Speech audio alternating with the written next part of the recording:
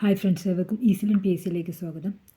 Kerala P S C ഏറ്റവും പുതിയതായിട്ട് നടത്തിയിട്ടുള്ള എക്സാമിൻ്റെ ക്വസ്റ്റ്യൻസും അനുബന്ധ വിവരങ്ങളുമാണ് ഈ വീഡിയോയിലൂടെ ഡിസ്കസ് ചെയ്യുന്നത്. മാർബിളിൽ അടങ്ങിയിരിക്കുന്ന ലോഹം കാൽസ്യം. മാർബിളിൽ അടങ്ങിയിരിക്കുന്ന ലോഹം ഏതാണ്? കാൽസ്യം. കാൽസ്യത്തിൻ്റെ ഏറ്റവും പ്രധാനപ്പെട്ട സംയുക്തങ്ങളിലൊന്നാണ് കാൽസ്യം കാർബണേറ്റ്. കാൽസ്യം കാർബണേറ്റ് അടങ്ങിയിരിക്കുന്ന വസ്തുക്കൾ ഏതൊക്കെയാണ്? മുട്ടയുടെ തോട്, ചുണ്ണാമ്പ് കല്ല്, മുത്തുകൾ എന്നിവയിലെല്ലാം കാൽസ്യം കാർബണേറ്റ് അടങ്ങിയിരിക്കുന്നു. കായാന്തരശിലയ്ക്ക് ഉദാഹരണമാണ് മാർബിള്. കാൽസ്യം കാർബണേറ്റിൻ്റെ വകഭേദമായ കാൽസൈറ്റ് ആണ് ഇതിൽ അടങ്ങിയിരിക്കുന്ന പ്രധാന ഘടകം. മനുഷ്യശരീരത്തിൽ ഏറ്റവും കൂടുതലായി കാണപ്പെടുന്ന ലോഹമാണ് കാൽസ്യം. ആൽക്കലൈൻ എർത്ത് ലോഹങ്ങളുടെ വിഭാഗത്തിൽ ഈ മൂലകത്തിൻ്റെ കാൽസ്യത്തിൻ്റെ അറ്റോമിക സംഖ്യ എത്രയാണ്? 20 അറ്റോമിക സംഖ്യ. മാംസപേശികളുടെ ശരിയായ പ്രവർത്തനത്തിനും പല്ലുകളുടെയും എല്ലുകളുടെയും ആരോഗ്യത്തിന് കാൽസ്യം കൂടിയേ തീരൂ. മാർബിളിൽ അടങ്ങിയിരിക്കുന്ന പ്രധാന ലോഹമാണ് കാൽസ്യം. കാൽസ്യത്തിൻ്റെ പ്രധാന സംയുക്തങ്ങളിലൊന്നാണ് കാൽസ്യം കാർബണേറ്റ്. കാൽസ്യം കാർബണേറ്റ് അടങ്ങിയിരിക്കുന്ന വസ്തുക്കൾ മുട്ടയുടെ തോട്, ചുണ്ണാമ്പ് കല്ല്, മുത്തുകൾ എന്നിവയിലെല്ലാമാണ്. കായാന്തര ശിലയ്ക്ക് ഉദാഹരണമാണ് മാർബിൾ. മാർബിളിൽ അടങ്ങിയിരിക്കുന്നത് കാൽസ്യം കാർബണേറ്റിൻ്റെ വകഭേദമായ കാൽസൈറ്റ് ആണ് മാർബിൾ അടങ്ങിയിരിക്കുന്നത്. മനുഷ്യശരീരത്തിൽ ഏറ്റവും കൂടുതലായി കാണപ്പെടുന്ന ലോഹമാണ് കാൽസ്യം. കാൽസ്യത്തിൻ്റെ അറ്റോമിക നമ്പർ 20 ആണ്. സ്വാതന്ത്ര്യ സമരകാലത്തെ മലയാള പത്രം സ്വദേശാഭിമാനിയുടെ ആദ്യ പത്രാധിപർ ആരാണ്? CP ഗോവിന്ദപിള്ളയാണ്. സ്വാതന്ത്ര്യ സമരകാലത്തെ മലയാളം പത്രം സ്വദേശാഭിമാനിയുടെ ആദ്യ പത്രാധിപർ. സ്വദേശാഭിമാനി പത്രത്തിൻ്റെ പത്രാധിപരാണ് CP ഗോവിന്ദപിള്ള.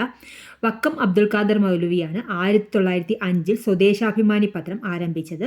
രാജവാഴ്ചയുടെ പൊള്ളത്തരങ്ങൾ വെളിച്ചത്ത് കൊണ്ടുവരാനായി ആരംഭിച്ച പത്രമാണ് സ്വദേശാഭിമാനി പത്രം. 1906 K. രാമകൃഷ്ണപിള്ള സ്വദേശാഭിമാനി പത്രാധിപരായത്. 1907 പത്രവും പ്രസ്സും തിരുവനന്തപുരത്തേക്ക് മാറ്റി. സർക്കാർ വിരുദ്ധമായ വാർത്തകൾ വന്നതിനെ തുടർന്ന് അധികാരികൾ 1910 പത്രം കണ്ടുകെട്ടുകയും സ്വദേശാഭിമാനി രാമകൃഷ്ണപിള്ളയെ നാട് കടത്തുകയും ചെയ്തു. സ്വത്തവകാശം മൗലികാവകാശങ്ങളിൽ നിന്ന് എടുത്തു കളഞ്ഞ ഭരണഘടനാ ഭേദഗതിയാണ് 44 ഭരണഘടനാ ഭേദഗതി 1978. സ്വത്തവകാശം മൗലികാവകാശങ്ങളിൽ നിന്ന് എടുത്തു കളഞ്ഞ ഭരണഘടനാ ഭേദഗതിയാണ് 44 ഭരണഘടനാ ഭേദഗതി 1978. സ്വത്തവകാശത്തെ മൗലികാവകാശങ്ങളുടെ പട്ടികയിൽ നിന്ന് നീക്കം ചെയ്ത ഭരണഘടനാ ഭേദഗതിയായിരുന്നു 1978 44 ഭേദഗതി. നിലവിൽ ഭരണഘടനയുടെ അനുച്ഛേദം 300A ഉൾപ്പെടുത്തുന്ന സ്വത്തവകാശം നിയമപരമായ അവകാശത്തിന് ഉദാഹരണമാണ്. വിപുലമായ മാറ്റങ്ങൾ ഭരണഘടനയിൽ വരുത്തിയതിനാൽ 1976 42 ഭരണഘടനാ ഭേദഗതിയെ മിനി കോൺസ്റ്റിറ്റ്യൂഷൻ എന്ന് വിളിക്കുന്നു. ഭരണഘടനയുടെ ആമുഖം ഭേദഗതി ചെയ്യപ്പെട്ട ഏക സന്ദർഭമാണ് 42 ഭരണഘടനാ ഭേദഗതി. ഇതിലൂടെ ഭരണഘടനയുടെ ആമുഖത്തിൽ സോഷ്യലിസം, സെക്കുലർ, ഇൻ്റഗ്രിറ്റി എന്ന പദങ്ങൾ ഉൾപ്പെടുത്തി. മൗലിക കടമകൾ ഭരണഘടനയിൽ ഉൾപ്പെടുത്തിയതും 42 ഭരണഘടനാ ഭേദഗതിയിലൂടെയാണ്. ഇന്ത്യൻ വിദേശ നയത്തിൻ്റെ പ്രധാന തത്വങ്ങൾ പെടുന്നവയേതെല്ലാം? ചേരിചേരാ നയം, സമാധാനപരമായ സഹവർത്തിത്വം, ഐക്യരാഷ്ട്രസഭയിലുള്ള വിശ്വാസം. ഇത് മൂന്നുമാണ് ആൻസറായിട്ട് വരുന്നത്. ഇതെല്ലാം റിപ്പീറ്റായിട്ട് ചോദിക്കുന്നുണ്ട്. 2024 ആദ്യം മുതലേ തന്നെയുള്ള ക്വസ്റ്റ്യൻസ് ആണ്. അത് ഡിസംബർ ആയിട്ടും നവംബർ ആയിട്ടും വീണ്ടും ചോദിച്ചു കാണുന്നുണ്ട്. ഇന്ത്യയുടെ വിദേശ നയത്തിൻ്റെ പ്രധാന തത്വങ്ങൾ പെടുന്നവ ഏതെല്ലാം? ചേരിചേരാ നയം, സമാധാനപരമായ സഹവർത്തിത്വം, ഐക്യരാഷ്ട്രസഭയിലുള്ള വിശ്വാസം. 1, 2, 3 ശരി എന്നുള്ളതാണ് ആൻസറായിട്ട് വരുന്നത്. ഇന്ത്യയുടെ പ്രഥമ പ്രധാനമന്ത്രിയായിരുന്ന ജവഹർലാൽ നെഹ്റുവിനെയാണ് ഇന്ത്യൻ വിദേശ നയത്തിൻ്റെ മുഖ്യ ശില്പി എന്ന് വിളിക്കുന്നത്. ഇന്ത്യയുടെ ദേശീയ താൽപ്പര്യങ്ങൾ പരിരക്ഷിക്കുന്ന ഒരു വിദേശ നയത്തിനാണ് അദ്ദേഹം രൂപം നൽകിയത്.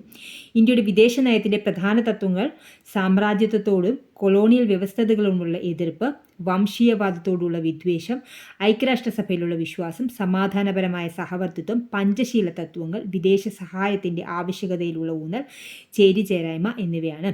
അസ്ഥികളുടെ ആരോഗ്യത്തിന് അത്യന്താപേക്ഷിതമായ വൈറ്റമിൻ ഏത്? അതിൻ്റെ കുറവ് മൂലമുണ്ടാകുന്ന രോഗം തിരിച്ചറിയുക.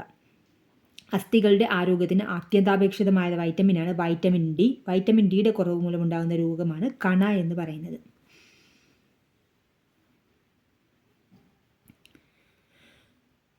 മങ്ങിയ പ്രകാശത്തിൽ കാണാൻ കഴിയാത്ത അവസ്ഥയാണ് നിശാന്തത എന്ന് പറയുന്നത്. ഇതിന് കാരണം വൈറ്റമിൻ എയുടെ കുറവാണ്. വായിൽ വ്രണം ഉണ്ടാകുന്നത്, വായ്പുണ്ണ് കാരണമാകുന്നത് വൈറ്റമിൻ ബിയുടെ കുറവാണ്.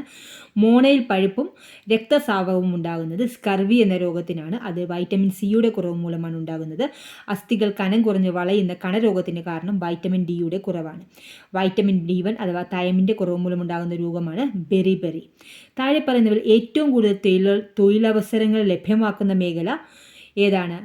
പ്രാഥമിക മേഖലയിലാണ് ഏറ്റവും കൂടുതൽ തൊഴിലവസരങ്ങൾ സൃഷ്ടിക്കുന്നത്. പക്ഷേ ഏറ്റവും കുറവ് വരുമാനം കിട്ടുന്ന മേഖല പ്രാഥമിക മേഖലയാണ്. ഏറ്റവും കൂടുതൽ വരുമാനം കിട്ടുന്ന മേഖല ഏതാണ്? തൃതീയ മേഖലയാണ്. രണ്ടാം സ്ഥാനത്ത് ദ്വിതീയ മേഖലയാണ്. ഏറ്റവും കുറച്ച് മാത്രം വരുമാനം കിട്ടുന്നതാണ് പ്രാഥമിക മേഖലയിൽ. പക്ഷേ ഏറ്റവും കൂടുതൽ തൊഴിലവസരങ്ങളുള്ളത് പ്രാഥമിക മേഖലയിലാണ്. പ്രകൃതി വിഭവങ്ങൾ നേരിട്ട് ഉപയോഗപ്പെടുത്തി നടത്തുന്ന സാമ്പത്തിക പ്രവർത്തനങ്ങൾ ഉൾപ്പെടുന്ന മേഖലയാണ് പ്രാഥമിക മേഖല എന്നറിയപ്പെടുന്നത്. കാർഷിക മേഖല എന്നും ഇതറിയപ്പെടുന്നു. പ്രാഥമിക മേഖലയിലെ ഉൽപ്പന്നങ്ങൾ അസംസ്കൃത വസ്തുവായി ഉപയോഗിച്ച് പുതിയ ഉൽപ്പന്നങ്ങൾ ഉണ്ടാക്കുന്ന പ്രവർത്തനം അറിയപ്പെടുന്നതാണ് ദ്വിതീയ മേഖല, അതായത് വ്യവസായ മേഖല. പ്രാഥമിക ദ്വിതീയ മേഖലകളിലെ ഉൽപ്പന്നങ്ങൾ സംഭരിക്കുന്നതും വിതരണം ചെയ്യുന്നതുമായ മേഖലയാണ് തൃതീയ മേഖല, അതായത് സേവന മേഖല. പ്രാഥമിക മേഖലയിലെ പ്രവർത്തനങ്ങൾക്ക് ഉദാഹരണങ്ങളാണ് കൃഷിയും അനുബന്ധ പ്രവർത്തനങ്ങളും വനപരിപാലനം, മത്സ്യബന്ധനം, ഖനനം തുടങ്ങിയവ. ദ്വിതീയ മേഖലയിൽ ഉൾപ്പെടുന്ന പ്രധാന മേഖലകളാണ് വ്യവസായം, വൈദ്യുതി ഉൽപ്പാദനം, കെട്ടിട നിർമ്മാണം തുടങ്ങിയവ. തൃതീയ മേഖലയിൽ പ്രധാനപ്പെട്ട പ്രവർത്തനങ്ങളാണ് വ്യാപാരം, ഗതാഗതം, ഹോട്ടൽ, വാർത്താവിനിമയം, സംഭരണം, banking, insurance, business, real estate, സാമൂഹിക സേവന പ്രവർത്തനങ്ങൾ തുടങ്ങിയവ. ഇന്ത്യയുടെ ദേശീയ വരുമാനത്തിൽ ഏറ്റവും അധികം സംഭാവന ചെയ്യുന്നത് തൃതീയ മേഖലയാണ്. ദ്വിതീയ മേഖലയിൽ രണ്ടാമതും പ്രാഥമിക മേഖല മൂന്നാമതുമാണ്. താഴെ പറഞ്ഞ നീതി ആയോഗിനെ പറ്റി തെറ്റായ പ്രസ്താവന ഏതാണെന്നാണ് ചോദിച്ചിരിക്കുന്നത്. നമുക്കപ്പോൾ നീതി ആയോഗിനെ പറ്റി ശരിയായിട്ടുള്ളത് നോക്കാം.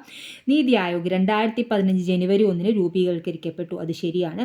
ഇന്ത്യ ഗവൺമെൻറ്റിൻ്റെ പ്രധാന പരിപാടിയായ ചിന്താസംഭരണിയായി തിങ്ക് ടാങ്ക് ആണ് നീതി ആയോഗ് എന്നറിയപ്പെടുന്നത്. നീതി ആയോഗ് സഹകരണ ഫെഡറലിസത്തെ പ്രോത്സാഹിപ്പിക്കുന്നു. ഇത് മൂന്നും ശരിയാണ്. തെറ്റായിട്ടുള്ള പ്രസ്താവന ഇപ്പോൾ 4-മത്തെയാണ്. നീതി ആയോഗ് ഒരു ഭരണഘടനാ സ്ഥാപനമാണ്. നീതി ആയോഗ് ഭരണഘടനാ സ്ഥാപനമല്ല. നീതി ആയോഗ് ഒരു ഉപദേശക സമിതിയാണ്. അതായത് non constitutional, non statutory but advisory ബോഡിയാണ്. ഭരണഘടനയിൽ പരാമർശമില്ലാത്തതിനാലാണ് ഇതൊരു ഭരണഘടനാപരമായ സ്ഥാപനമല്ലാത്തത്. പാർലമെൻറ്റ് പാസാക്കിയ നിയമം വഴി രൂപം കൊള്ളാത്തതിനാൽ നിയമപരമായ സ്ഥാപനവുമല്ല. കേന്ദ്ര മന്ത്രിസഭ 2015 ജനുവരി 1 നീതി ആയോഗിന് രൂപം നൽകിയത്. സംസ്ഥാനത്തെ അംഗപരിമിതർക്ക് 1 ലക്ഷം രൂപ വരെ ആരോഗ്യ ഇൻഷുറൻസ് ലഭ്യമാക്കുന്ന പദ്ധതിയാണ് നിരാമയ എന്നറിയപ്പെടുന്നത്. കേരളത്തിലൂടെ കടന്നു പോകുന്ന ദേശീയ ജലപാതയുമായി ബന്ധപ്പെട്ട ശരിയായ പ്രസ്താവന ഏത്? കേരളത്തിലൂടെ ദേശീയ ജലപാത 3 കടന്നു പോകുന്നു. അത് ശരിയാണ്. കേരളത്തിലെ ദേശീയ ജലപാത കടന്നു പോകുന്നത് കൊല്ലം മുതൽ കോട്ടപ്പുറം വരെയാണ്. അത് രണ്ടും ശരിയാണ്. അപ്പോൾ 1 2 ശരിയാണെന്നുള്ളതാണ് ആൻസറായിട്ട് വരുന്നത്. കേരളത്തിൽ കൊല്ലം മുതൽ കോട്ടപ്പുറം വരെ നീളുന്ന 205 കിലോമീറ്റർ പശ്ചിമതീര കനാലിനെയാണ് ദേശീയ ജലപാത 3 പ്രഖ്യാപിച്ചിട്ടുള്ളത്. ഗംഗാനദിയിൽ അലഹബാദ് മുതൽ ഹാൽദിയ വരെ 1620 കിലോമീറ്റർ ദൂരമാണ് ദേശീയ ജലപാത 1. ബ്രഹ്മപുത്ര നദിയിൽ സാദ്യ മുതൽ ധൂബ്രി വരെ 891 കിലോമീറ്റർ ദൂരമാണ് ദേശീയ ജലപാത 2.